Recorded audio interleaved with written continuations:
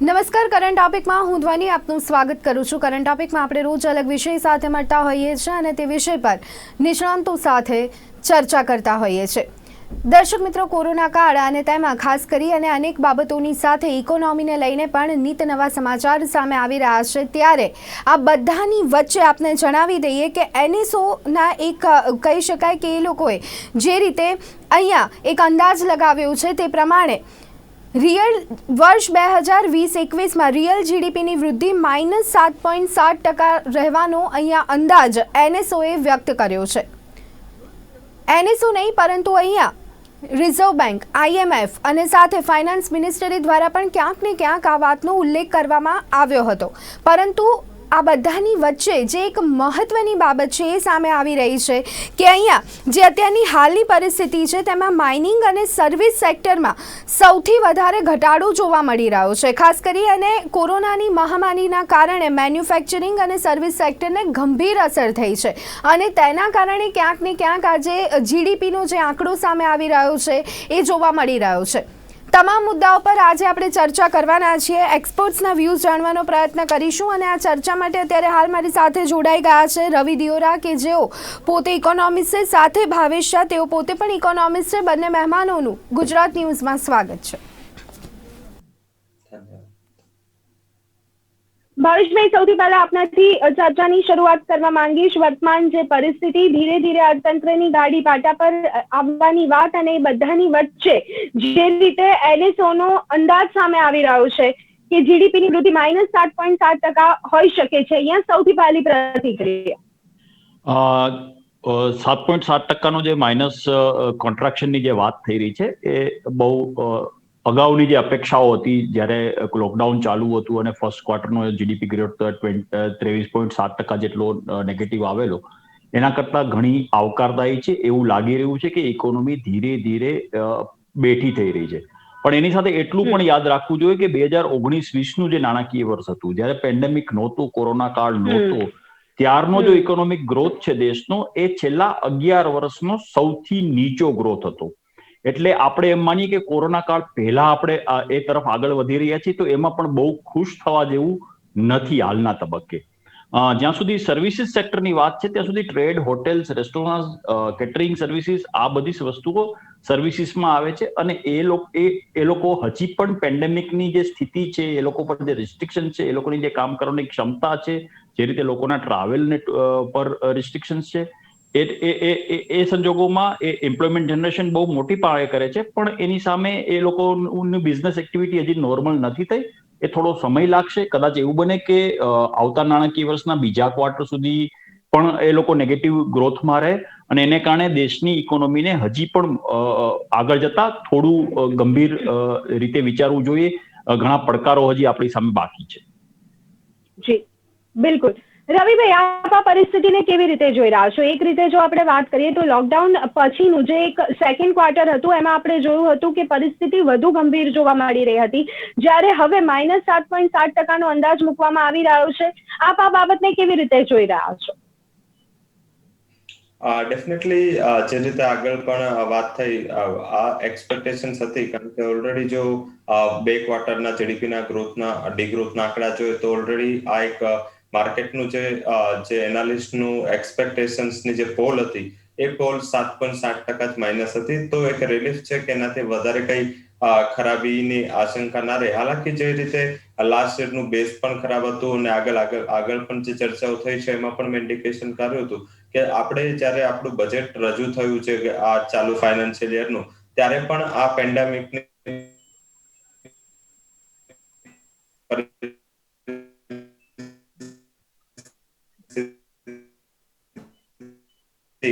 રવિભાઈ, આપનો અવાજ અમારા સુધી એવું નથી કે બેઝિકલી જી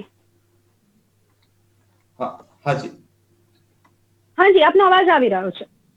આના હિસાબે જે ફિસ્કલ ડેફિસિટના ટાર્ગેટ્સને પહેલા જ આપણે અપર સાઇડ રિવાઇઝ કરી દીધો. આ બજેટમાં પણ એવી એક્સપેક્ટેશન છે કે ડેફિસિટ વધશે. હાલમાં આપણે ગ્રોથ તરફ જઈ રહ્યા છે, ગ્રોથને જોઈ રહ્યા છે. હાલાકી હવે જે મેજર ફોકસ કરવાનું છે ઇન્ફ્લેશન અને ડેફિસિટને છે, જે આગળ જતા આપણા માટે ઘણા મોટા પડકાર છે. કારણ કે અત્યાર સુધી આપણે ગ્રોથને જ માત્ર ટાર્ગેટ કરી રહ્યા છે. ગ્રોથને ગમે તેમ કરીને એક પોઝિટિવિટીમાં લાવવાની સરકાર ટ્રાય કરી રહ્યું છે. હાલાકી જે Q1 FY21-22 છે, મીન્સ કે જે એપ્રિલ થી લઈને જૂનનું આવતું ક્વાર્ટર છે, એમાં ઓલરેડી જે ગયા વર્ષનું બેઝ ખરાબ હતો, 23.7% કોન્ટ્રાક્શન હતું, એના સામે જીડીપી ગ્રોથ પ્લસ આવવાનું જ છે. એ એક ટેકનિકલ રીઝન છે.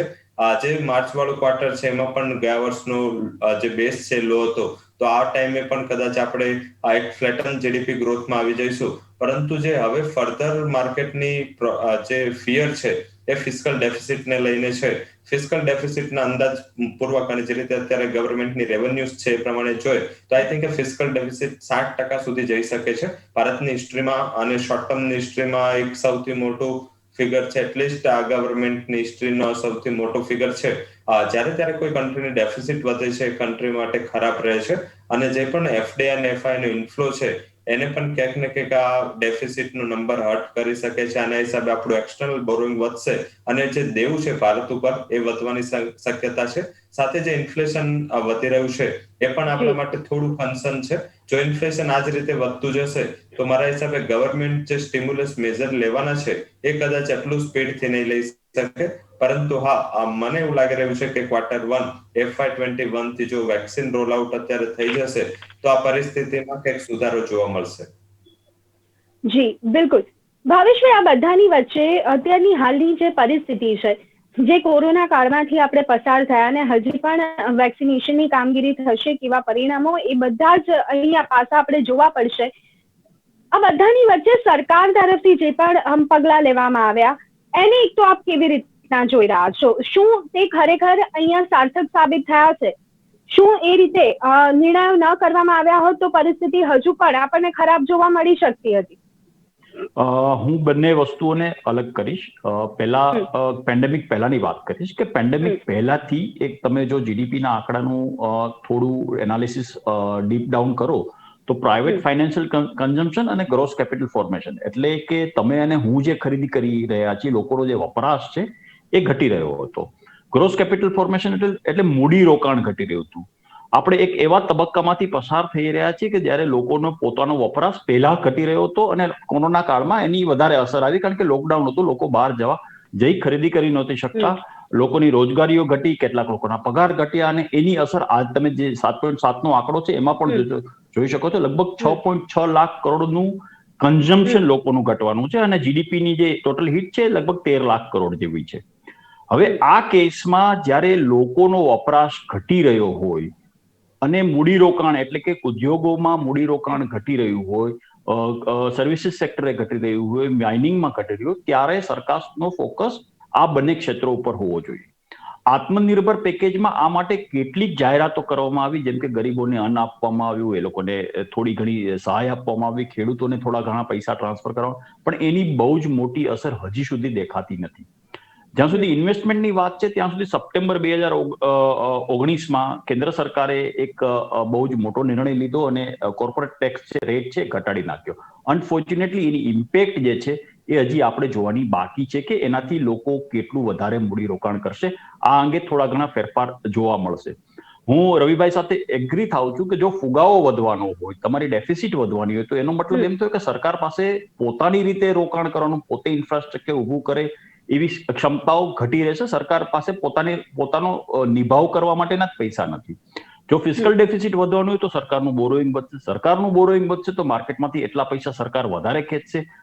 સરકાર જો વધારે પૈસા ખેંચશે તો પૈસો મોંઘો થશે. અને એની સામે જો લિક્વિડિટી બજારમાં જે રીતે મેન્ટેન કરવામાં આવી હતી કોરોના કાળ દરમિયાન, જે રીતે રિઝર્વ બેન્કે પગલા લીધા, એને કારણે બજારમાં પુષ્કળ લિક્વિડિટી છે. એટલે જ્યારે બજારમાં ખૂબ જ પૈસાનો એક બાજુથી પ્રવાહ હોય અને બીજી બાજુથી ખરીદી ઘટી રહી હોય તો એનો મતલબ બહુ ચોક્કસ વસ્તુ છે કે ફુગાવો જોવાનો. ફુગાવા માટેનું એક બીજું પણ કારણ અત્યારે છે કે જે રીતે 3 મહિના, 4 મહિના અને અમુક રાજ્યોમાં 5 મહિના સુધી કે હજી પણ એ લોકોને રિસ્ટ્રિક્શન્સમાં જીવવાનું છે, ત્યારે રિટેલર પોતાનું માર્જિન છોડવા માંગતો નથી, કારણ કે એને ઓલરેડી ધંધો ખૂબ ગુમાવ્યો છે. એટલે ભાવ ઘટાડીને વસ્તુઓ વેચતો નથી. એની અસર પણ ફુગાવામાં જોવા મળી રહી છે. એટલે માત્ર આ એક મોનેટરી પોલિસીથી આનું સોલ્યુશન આવે કે ફિસ્કલ પોલિસીથી સોલ્યુશન આવે એવું નથી. આપણા માટે સૌથી સારી વસ્તુ એ છે કે જલ્દીથી જલ્દી વેક્સિન આવે જલ્દીથી જલ્દી નોર્મલ લાઈફ પાછી આવે, રિસ્ટ્રિક્શન વગરની લાઈફ પાછી આવે, લોકો ફરીથી જે રીતે પહેલા 2018માં કે 2017માં હરતા ફરતા હતા એવી રીતે હરતા ફરતા થઈ શકે, કોરોનાનો ડર ઓછો થાય, ત્યાં સુધી આ સાયકોલોજીમાંથી કે સાયકોસિસમાંથી આપણે બહાર આવી શકીએ એવી શક્યતા નથી. જીડીપીનો ગ્રોથ કદાચ 2% આવે ને 4%, 5% આવે, પણ એની અસર છે જે લાંબા ગાળાની એ બહુ જ મોટી રહેવાની છે. જી બિલકુલ. રવિભાઈ, આપની પાસે આવવા માંગીશ. અહીંયા મોટી કંપનીઓની જો વાત કરીએ તો તેઓએ સર્વાઈવ કરવાનું છે અને તે સર્વાઈવ કરી પણ લેશે. અહીંયા સ્ટોક માર્કેટમાં પણ લિસ્ટેડ કંપની હોય છે, પરંતુ અહીંયા લઘુ અને મધ્યમ ઉદ્યોગોની અહીંયા જો આપણે વાત કરીએ તો ખાસ સરકાર તરફથી અનેક એવા પ્રયત્ન કરવામાં આવ્યા અને આ બધાની વચ્ચે ક્રેડિટ ગેરંટી સ્કીમ પણ અહીંયા આપવામાં આવી. શું ખરેખર લાગે છે કે આ પ્રકારની સ્કીમોનો લાભ લોકો સુધી પહોંચ્યો છે? અહીંયા કહેવાનો મતલબ એમ છે કે જે આ નીતિગત નિર્ણયો કરવામાં આવ્યા તે નિર્ણયો તો થયા, પરંતુ અહીંયા જાહેરાત જૂનમાં અને ફોર્મ વિતરણ આપણે સૌ કોઈ જાણીએ છીએ કે એની પણ શરૂઆત ઘણી લેટ થઈ. ક્યાંક હજી સમય પર વધારે ધ્યાન આપવામાં આવ્યું હોત તો સારા પરિણામો મળી શક્યા હોત આપણને. ડેફિનેટલી, કારણ કે ઇન્ડિયાનું સ્ટ્રક્ચર અને જે રીતે આપણું પોપ્યુલેશન છે અંતર્ગત જલ્દીથી કોઈ પણ જે પહોંચી જવું કે એનો કંઈ પણ બીજા દિવસ કે ઉકેલ લાવવો એ પોસિબલ પણ નથી. અને સાથે થોડું કોરોનાના હિસાબે, વર્ક ફ્રોમ હોમના કલ્ચરના હિસાબે કે આ થોડું ડિલે પણ થયું. પરંતુ મેજર ડિમાન્ડ સૌથી મોટો ક્વેશ્ચન છે, જે રીતે આગળ ચર્ચા થઈ. ડિમાન્ડ, કારણ કે જ્યાં સુધી નહીં આવે ત્યાં સુધી એમના જે નાના ઉદ્યોગો છે એના પાસે ઓર્ડર્સ નહીં આવે, અને જ્યાં સુધી ઓર્ડર્સ નહીં આવે ત્યાં સુધી મારા હિસાબે એ લોકો લોન લેશે. કારણ કે આપણે જે પણ સ્ટિમ્યુલસ મેજર્સ લીધા છે એમાં હેલિકોપ્ટર મની નથી. હેલિકોપ્ટર મની હોય તો એક ડિમાન્ડ બૂસ્ટ થઈ શકે. આ જે પણ ઇન્વેસ્ટરો છે કે જે પણ લઘુ ઉદ્યોગો છે એ લોકો લોન લેવાની છે. હવે લોન લઈને આજે નહીં તો કાલે જ્યાં સુધી એમ લોકોને ઇન્ટરેસ્ટનું ભારણ તો રહેશે, ઓછા જે પર્સન્ટેજ છે ગવર્મેન્ટ કદાચ થોડા પર્સન્ટેજ વેવ કરશે, હાલાકી અમુક પર્સન્ટેજ તો એને છતાં પણ શેર કરવાના છે. તો આઈ થિંક કે જ્યારે ડિમાન્ડને બૂસ્ટ કરવો હોય ત્યારે થોડી હેલિકોપ્ટર મની જેવી રાહત આપવી જોઈએ. હાલાકી આપણી પાસે સોર્સિસ એટલા ખાસ નથી. જે ડેવલપ્ડ ઇકોનોમી છે એની પાસે આ સોર્સિસ પણ છે. મેજરલી સ્ટોક માર્કેટ હોય કે ઇકોનોમી હજી પણ આટલું કેમ સર્વાઈવ થઈ છે એનું બેઝિક રીઝન આજે સવારે જે આંકડા નીકળીને આવ્યા, જે આપણે લિક્વિડિટીના કે આપણા જે પણ પ્રિન્ટેડ મનીના એ આંકડા જોશો તો તમે સરપ્રાઈઝ થશો. જ્યારે ડિમોનેટાઇઝેશન થયું, નોટબંધી થઈ, ત્યારે જે આપણી લિક્વિડિટી હતી કે આપણી જે પણ પ્રિન્ટેડ મની હતી એ અરાઉન્ડ 15 લાખ કરોડ આસપાસની હતી, જે ગવર્મેન્ટે ત્યારે ઓફિશિયલ આંકડા આપ્યા.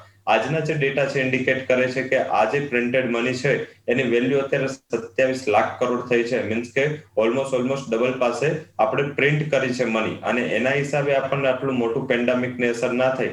હાલાકી આ સેમ વસ્તુ ગ્લોબલ ઇકોનોમીમાં પણ થઈ છે.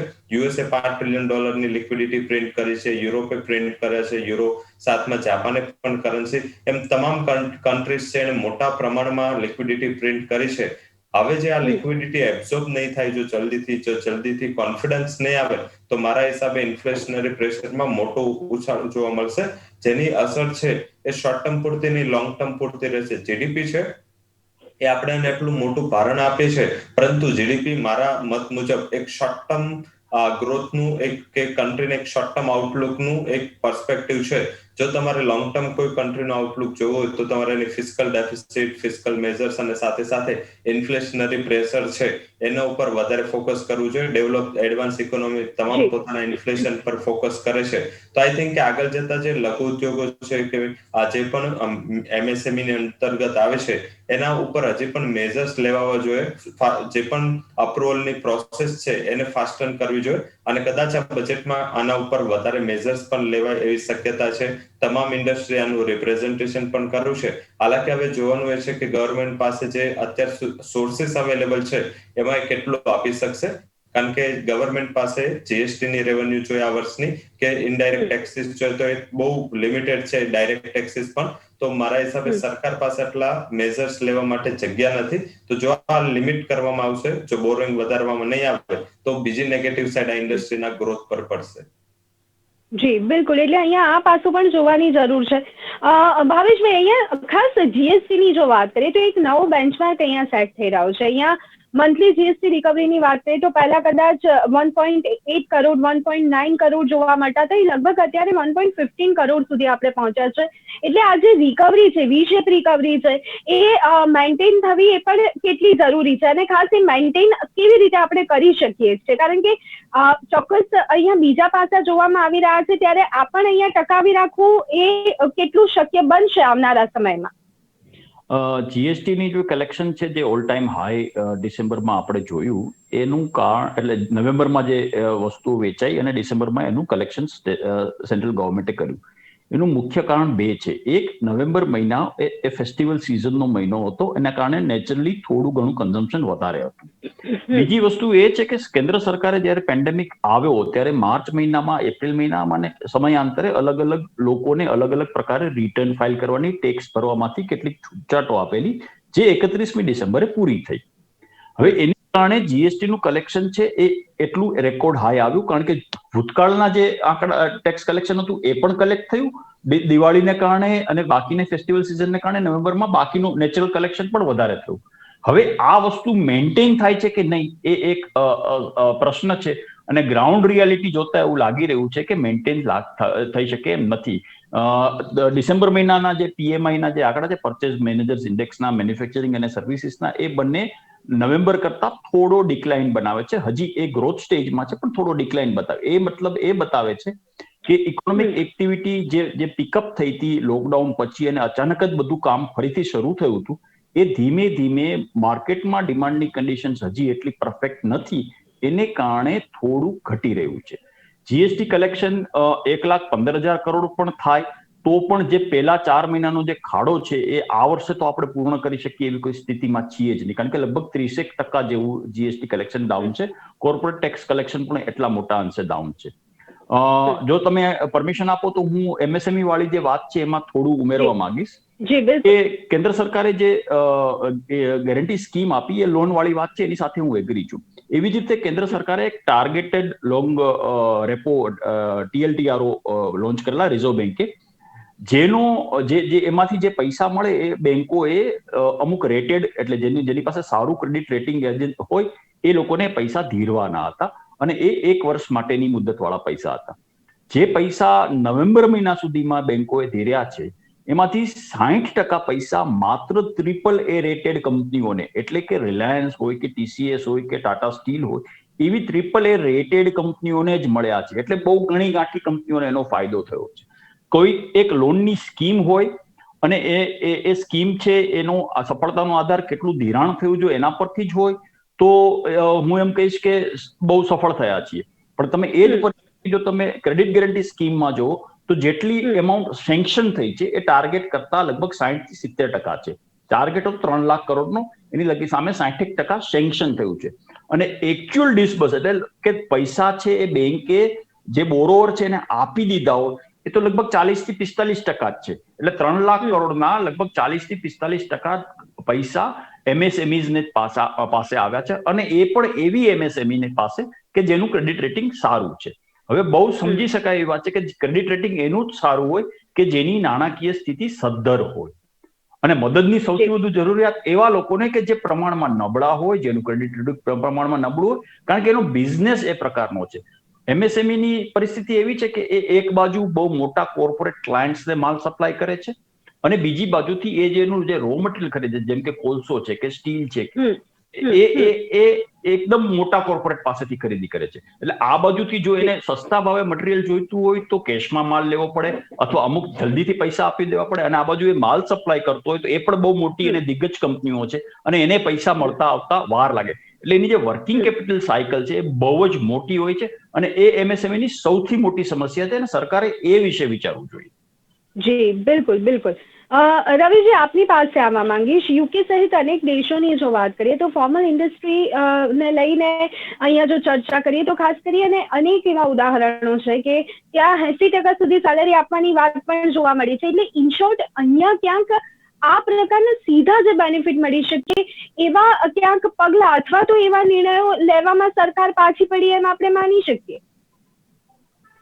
ડેફિનેટલી જે મેં આગળ પણ વાત કરી કે જ્યારે સિચ્યુએશન નોર્મલ હોય છે ત્યારે તમે આ રીતેના જે સ્ટિમ્યુલસ મેજર લો કે તમે પ્રોત્સાહન આપવા માટે લોન્સ આપો, TLTRO થી જે રીતે આગળ વાત થઈ કે લિક્વિડિટી પ્રોવાઈડ કરો, તો આ બધી જે નોર્મલ કન્ડિશન છે, જ્યારે કોઈ પેન્ડેમિકની કન્ડિશન હોય છે ત્યારે આ રીતેના સ્ટિમ્યુલસ મેજર લેવા એનું એક નવું નામ છે હેલિકોપ્ટર મની.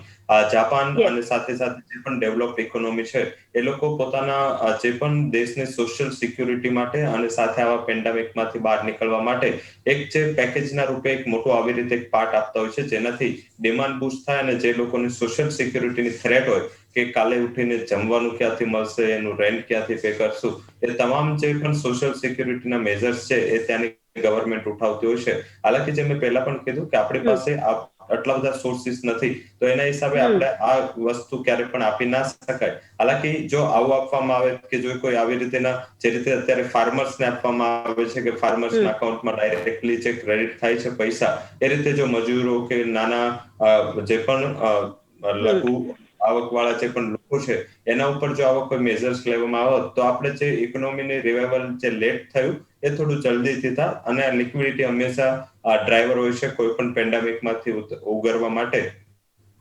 તો જે તમે વાત કીધી એનાથી હું પૂર્ણતઃ સહેમત છું. જો આ મેજર્સ લેવામાં આવે કે જે પણ અત્યારે સ્ટિમ્યુલસ મેજર્સ, એને પણ થોડો ટાઈમ લાગ્યો કારણ કે જે કોરોનાની પેન્ડેમિક પરિસ્થિતિ ઓલરેડી માર્ચ એપ્રિલમાં આવી ગઈ હતી, તો જે એક તબક્કાવાર ગવર્મેન્ટે ડિસિઝન લીધા કે દર 15-20 દિવસે, એક મહિના પછી પ્રેસ કોન્ફરન્સ કરીને જે પણ મેજર્સ અનાઉન્સ કર્યા એની જગ્યાએ થોડું સ્ટડી કરીને એક જ સાથે જો આ મેજર્સ આપવામાં આવે તો એની સાથે એક મોટું એક તમને બેનિફિટ છે અત્યાર સુધી મળતો, કારણ કે એની પ્રોસેસીસ બની ગયો અને એ જે આ પ્રોસેસીસ બાદ આપણી જે ઇકોનોમી છે એ સપ્ટેમ્બર થી ઓક્ટોબરમાં જ થોડી પાટા પર આવી ગયો હતી.